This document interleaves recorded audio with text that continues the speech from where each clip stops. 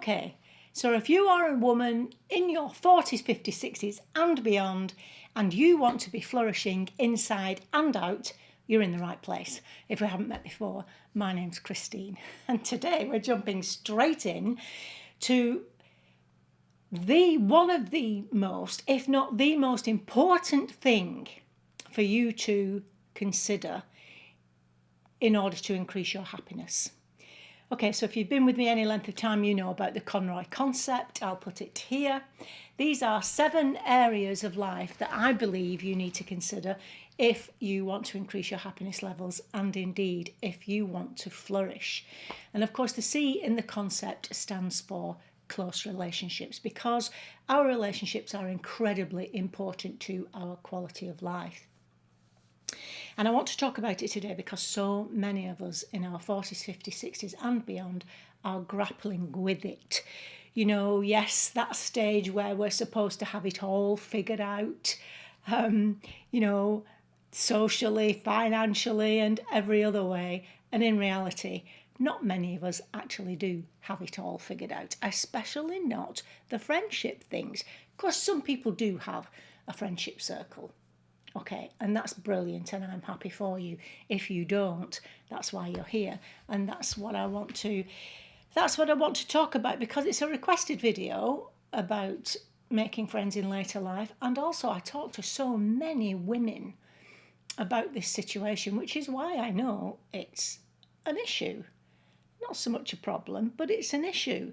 But you know, midlife can be one of the toughest times to make new friends. But we do need to address it because studies show that loneliness in particular, it can cause early death.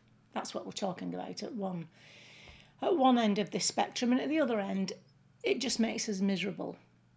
And so obviously it doesn't do much for your happiness level. So we need to talk about it. And the good news is that although it can be one of the toughest times to make friends, it can also be one of the most rewarding. And so I'm going to offer you a few suggestions. But first of all, just to make you feel better, let me just talk about why it is so difficult at midlife. Okay, so if you've ever asked yourself why is it so difficult, and in actual fact, one woman said to me, "Nobody likes me. I have no friends."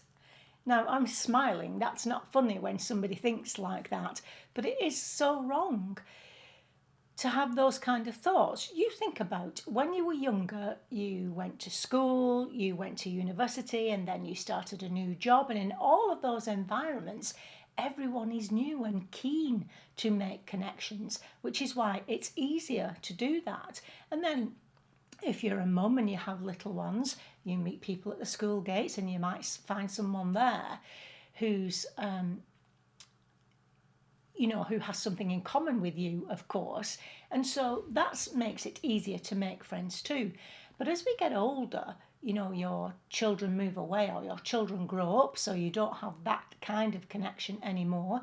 You may be concentrating on your career or starting a business, looking after an adult family, looking after perhaps aging parents.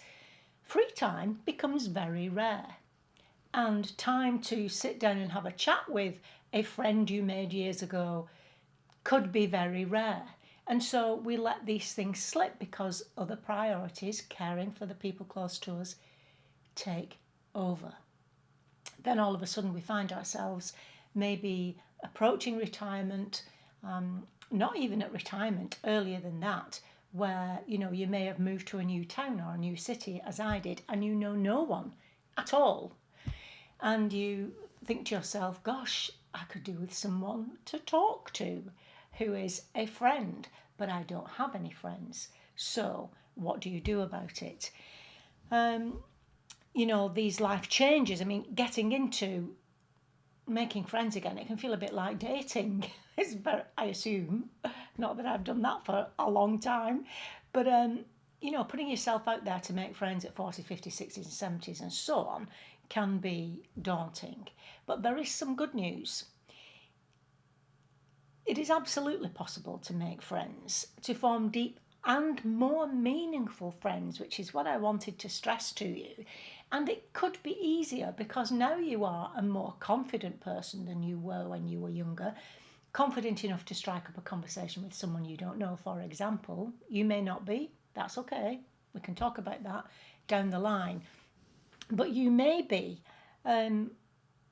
more confident. And not only that, you know yourself better. So you know what you do like and you know what you don't like. So you're starting, from a better place. And as I say, we know that on the dark side, loneliness can cause early death. On the upside, it boosts your happiness, it boosts your health, it boosts your longevity, having good relationships. Now, let me just tell you, though, what I'm talking about when I talk about friendships in this instance. I'm talking about those people who have your back and you have theirs, people who you see often, let's not say regularly, often, people you see often, people you enjoy spending time with, people you can trust, and people who are loyal to you and you are loyal to them. That's a kind of deep, meaningful friendship. Now, if you only have 2 or 3 of those kind of friendships in the whole of your life, then you are doing very well. Then there are other friendships, people you like to spend time with, people you would like to go out with and do different things with, hobbies with, and so on. There's those kind of friendships too. And obviously, it's better and healthier if you have a mix of those things. But we have to start somewhere, don't we? So, how do we go about building these new friendships? Now, I'm not going to say join a club. Well, I am. I know that's the go-to, join a club. Some of us, that could be the worst thing in the world that we would want to do. Saying that without a context is probably not helpful, but I am going to give you 5 tips that I think may help you have a little bit of a twist or a fresh approach on some of the things that we think about when we think about making new friends. So let's jump into it. The first tip is to embrace what we call micro friendships. Because obviously you're not going to jump straight in, meet someone and straight away have a deep and meaningful conversation or a deep and meaningful relationship. We're starting small here. But what this does, it gives you the confidence to approach people and talk to people. It's those small interactions that I've come to rely on so much, in fact. So I know how valuable these are. Many of you know that I work from home. And there are some days, not many, but there are some days where I don't see another human until Robin, my Mr. Kitchen, as I call him, comes home. It's not good. However, when I talk about embracing micro friendships, I'm talking about that friendly delivery chap that might come to deliver your parcels, the person you talk to when you're walking the dog, even that conversation you have about the weather with someone when you're standing in the queue at the supermarket or at the shops. They might seem trivial, but these golden moments of connection, these things work when you're conscious of them, when you don't have that little, lovely day today, and just dismiss it. Don't dismiss it. They are golden moments of contact with another human being. We need to start appreciating them and embracing them, as I say. These brief chats, psychologists have found that these chats, even with strangers or acquaintances, can boost your mood just a little bit. Now remember, we talk about the upward spiral of positivity, which means that if you're feeling a little bit low, a little bit down, and you have one of these little golden interactions with someone, it gives you a bit of positivity. And that puts you on the upward spiral to making you feel better, more positive and happier, and therefore more likely to go out and be friendly and open with other people that you meet. So these little obviously not every interaction that you have is going to be with a person is going to become a lifelong friend. But I must just say, my sister, who used to walking for my sister, walking in nature. For those of you who don't know my sister, I lost my sister when I think she was 41 and she died of cancer. Walking in nature was her saviour from a mental point of view. It brought her balance and joy and happiness, and she had a dog. And she did meet people. If you walk at the same time, you tend to meet the same people walking the dog. And she struck up a conversation with more than one person because of that, who did in fact become very close, lifelong friends. And those conversations started with this little micro conversation. Oh, hello, nice to see you again. How are you? And that developed into a better relationship. That's the first tip.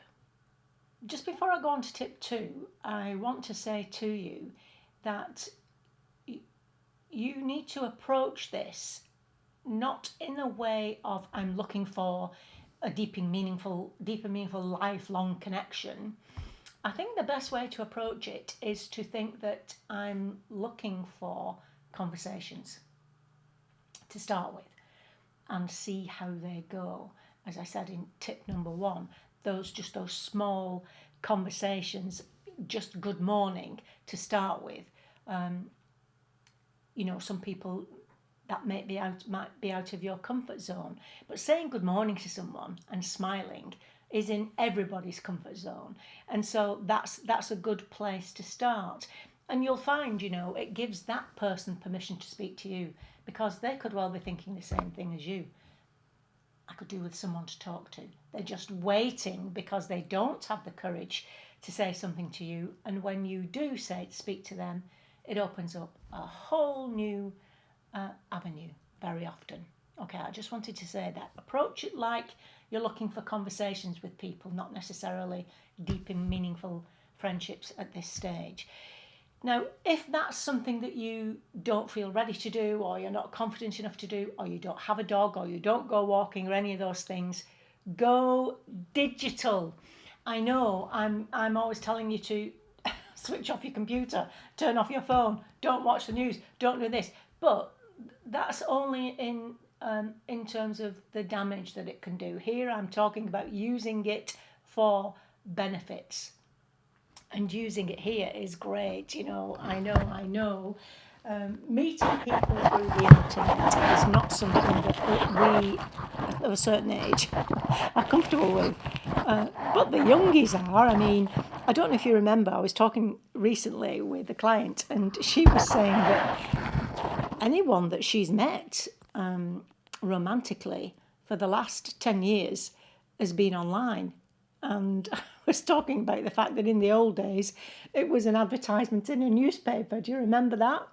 And it was seen as a little bit not something you would want to do. However, it is normal these days, with caveats, of course. But a lot of these dating sites now have a separate section for people who just want friends. I bet you didn't know that. Well, it's worth having a look at. They call them like BFF modes, where you can just have a look on there. And what that does, it enables you to look at what someone's interested in and to see if they have anything that's in common with you, to give you those conversation starters to begin with. It's a fabulous idea. And I do believe there are entire apps and communities devoted to making friends. Now, that tells you that there's lots of people in the same position, doesn't it? These are designed especially for women who want to meet new female friends. Check them out. Now, obviously, you just start by commenting. That's all you have to do from the comfort of your own home. When you see something of interest, just comment. And keep commenting until people get to know you. And then you get to see other people and what they say and what they do. And then perhaps, if it's allowed on the site, because I know some of them direct messaging and so on, obviously you've got to keep yourself safe, and you would start small. So if it was a local group, then you could say, oh, I really enjoy your comments, I really enjoy talking to you. Are you ever in your local area? Perhaps we could meet up for coffee, and go for a coffee in the morning, and start slow and keep safe. It's a fabulous way of doing things because you can check them out behind the scenes before you've actually met them. You can see what they're interested in. And if they've got lots of things in common with you, there's your conversation starter right from the word go when you go to meet for a coffee. And then see how you feel if you want to take it further. It's fabulous. It's just a fantastic idea. Have a look and see. Not just these sites. I'm not just talking about these sites. I mean, any other thing that you're interested in. A Facebook group that you could join. A book club you could join. An art club. Or not even clubs, just people who post about art or these things. But visit regularly, comment regularly, and comment and like on other people's posts to begin with. I really do hope some of you do that, and I really hope you let me know how you get on. It's a fabulous way to start. Okay, so here's where I'm going to say, join a club with a caveat. Well, not a caveat, but with just something a little different. But I am going to say join a club because, in all seriousness, it is good to have something in common straight away. But what I want you to think about is hobby stacking. We talk about, in positive psychology, we talk about habit stacking. Well, this is hobby stacking. And by that, I mean combine your interests in creative ways and choose activities that tick multiple boxes of enjoyment for you. This is something you're doing for your own enjoyment. The connections, the relationships are secondary at the moment. What I want you to do is, so for example, when I say hobby stacking, let's say you enjoy being outdoors, and let's say you write poetry or you enjoy writing. Instead of just joining a walking group or joining a writing group, join a nature writing group. So a group that likes to walk in nature or write about nature and write as well. So you've got a double whammy there. Or you might go to a weekend writing retreat out in nature. That's a really good one, I think. And you'd meet fellow writers then who also enjoy getting outside. It sounds simple. But it works because you will love it, because you love those things. And that's what you'll have in common. Deeply in common with these other people, narrowing it down in such a way. If you enjoy fitness and you also enjoy volunteering, of course, the easy one is to sign up for a cycling fundraiser or a running fundraiser. And that way you'll be training and participating alongside others who share or who care about the same cause. So again, you've got this thing in common then that enable you to hobby stack and do these two things together. It's such a great way. I'm just trying to think off the top of my head what else. Travel and cooking. You enjoy travelling. There's lots and lots of agencies now that cater for women travelling alone. That's the first thing. But travelling and cooking, an international cuisine class, a cooking class where you're likely to meet other, obviously adventurous, culturally curious people there.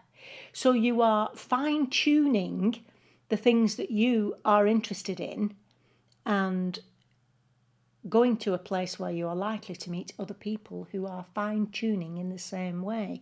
So straight away you're layering interests to find people who share your passions. Tell me what you think about that one down below.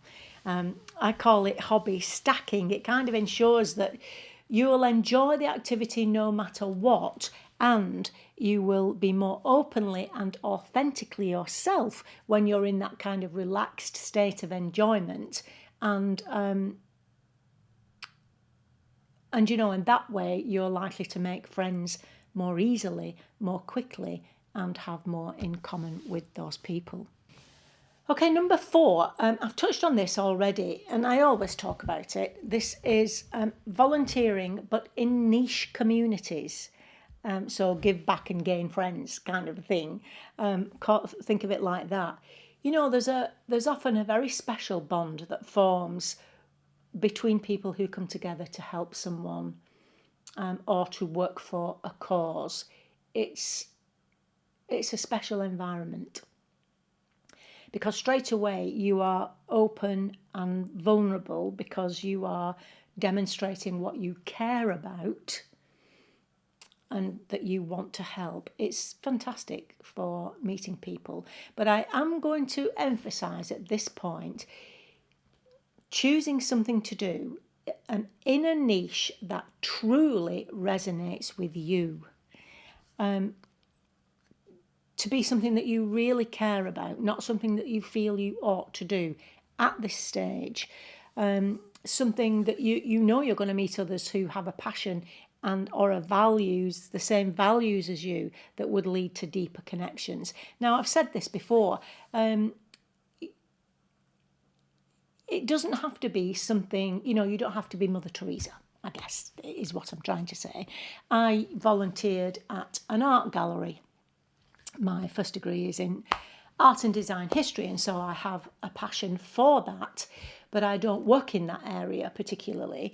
And so I wanted to keep relevant in that area, to keep up to date with what was going on. And so I volunteered at the local art gallery, where I would take groups of people around the gallery and talk about the paintings. And I absolutely loved it. Now, the thing about that was, yes, I was really doing that for myself, but I was giving my services free of charge, of course, to the art gallery and to the people. But the nice thing was, the people, and sometimes there would be 20 or 30 people in a group, would come up to me afterwards and tell me how much I had brightened their day, how much I had changed their mood, how much they had loved that time, how much I had taken them out of their worries and woes and concerns for that length of time, to come and listen to me, to take them to a different world. Oh my goodness, I cannot tell you the buzz it gave me when people came to me and told me that.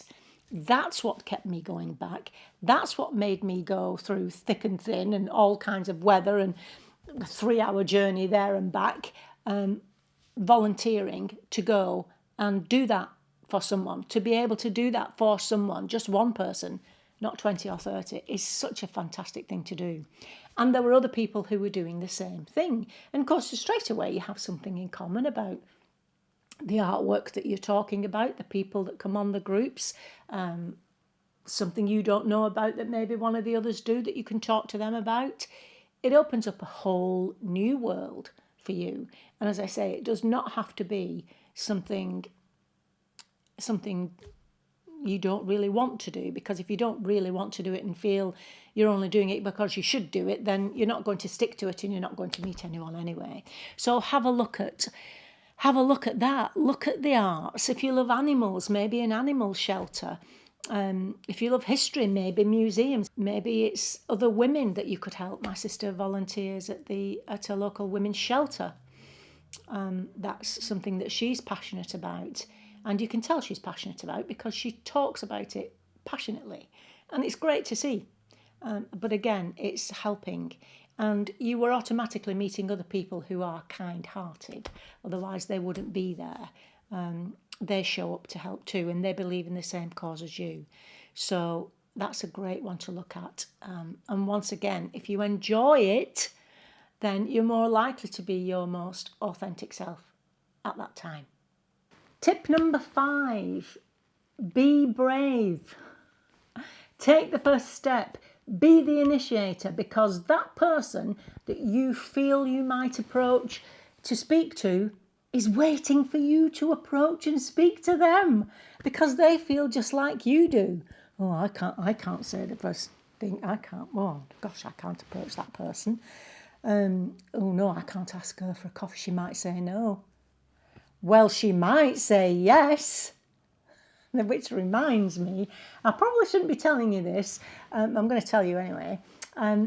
So when I was 16 years old, okay, so inexperienced, shy, when I was 16 years old and starting my new job. And on the first day of a new job, I had my lunch in the telephone box, eating an apple, speaking to my mum. Because I felt there was no one around for me to spend lunch with, and I certainly wasn't going to go and approach a group and say, may I join you for lunch? Certainly not at 16. I might do that now. So there I was. And my mother said to me, fabulous advice, she said, tomorrow, because there was one girl, another girl, who I knew had started at the same time as me, just go up to this girl and say, would you like to join me for lunch in the canteen? And you'll be fine, because she'll probably want to talk to you as well. So I went over to her the next day and I said, I'm going down to the canteen. Would you like to come and join me and we can have lunch together? And she said, no, I have to go out this lunchtime. And that was that. Off she went. Oh my goodness. I thought to myself, never again. I will never do that again. I was 16. Well, she and I eventually became good friends, and I roasted her about that. I never let her forget that first day, after all the courage I'd plucked up to approach her, and that's what she said. But the fact of the matter was, she did have to go out. It wasn't because she didn't want to have lunch with me. She did have to go out. And so the next day, she came over and said, if you're going to the canteen today, I'd like to come with you. So be brave is what I'm saying. We're older and wiser and hopefully a little bit more mature. But, you know, there is a kind of psychological insight here that I need to tell you about that's super reassuring. Most of us underestimate how much other people like us when we first meet them. We have these, it's actually called the liking gap, but we have these thoughts where we think, you know, you've come away, you've been talking to someone and you think, oh, why did I say that? That wasn't me. I sounded loud. Why did I do this? Or how did I? Oh, they're never going to speak to me again, or they're certainly not going to want to have me. It's nonsense. It's up in your head and it's all nonsense. You will be thinking, oh, she probably won't want to go for a coffee with me again, but she's thinking, oh, I hope we do that again. It's your thoughts, stinking thinking. We've talked about stinking thinking. It applies here big time. We're all a bit self-conscious, right? And knowing that should give you the confidence to reach out, because everybody kind of feels the same. So be brave. So let me give you a challenge, first of all. This next week, I want you to have three micro conversations every day. That's a good morning to your post person, hello to or whoever serves you in the shop. What a lovely day, easier in England because we always talk about the weather. But just do that and do it 3 times a day. Let me give you that as a challenge. I think that would be great. And approach it as though you're just wanting conversations, and then look at doing something that you absolutely enjoy and you're going for that enjoyment. And if you can hobby stack, that's double whammy. But you're doing something because you enjoy it, and then take the initiative to speak to people who are there when you are ready to do it. This is not going to happen overnight, but by approaching it this way, it's going to be increasing your happiness all the time. You're going to be on the upward spiral. You're going to be relaxed and more authentic, and people will see you as you really are and will love you. They will love you. I know they will. Oh, okay. I bet this video has gone on forever, but it's an important conversation, this. Don't get hung up about it. You see, I talk too much. Yeah, only because I'm talking to you there and you're not in the room. I do listen occasionally. especially if you leave comments in the comments box. I listen all the time and answer everyone. So let me know what you think. Let me know if you've tried any of these things and what your experiences are. Or if you're an incredibly confident person, tell us some things that you do to approach new people. It will help us all. Okay, I'm going to leave it there. We're flourishing inside and out, and I'll see you next time. Bye-bye.